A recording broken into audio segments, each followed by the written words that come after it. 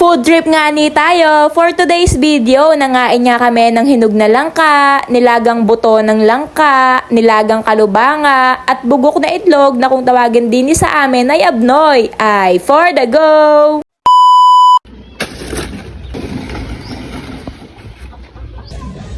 Ala.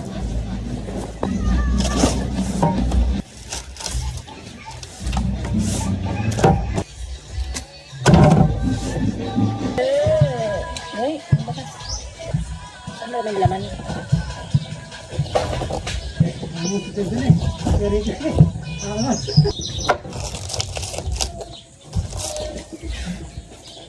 Oh! Sabi laman.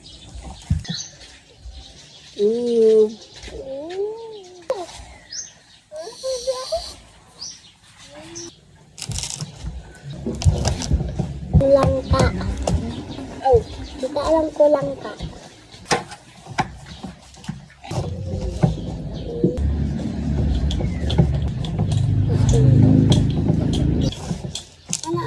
Ano? Kika. Pero madalas ko na. Ayun ka na. Bila. Ay, nagkabunos. Huh? Bubunutan? Yan.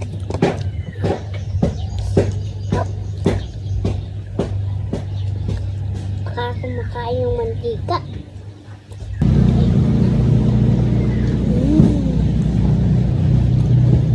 Kumamakaw, makain na. Talaga. Nalaglag nga Kunin mo. Lalagain yung buto. Masarap.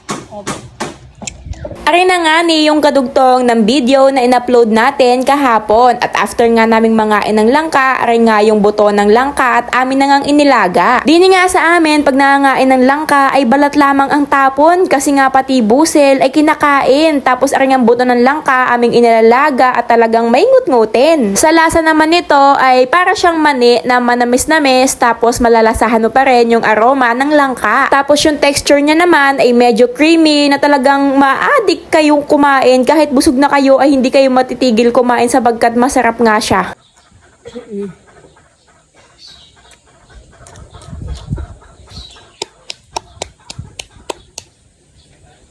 Hindi pa nga nagtatagal ay may lumapit ngang dalawang bata at nagbebenta daw sila ng nilagang kalubanga. Kaya nga aret ating titingnan. Magkano to? 20 po lang. 15. Ito. 15 po. Ito mas madami yung 15. Hindi 15 po lang. Mas madami yung 15 eh. Mas madami yung 15. Dito ko sa 15, dalawa. Hay ka muna sa vlog. Pero ka anak, ba't kamukha mo si ano?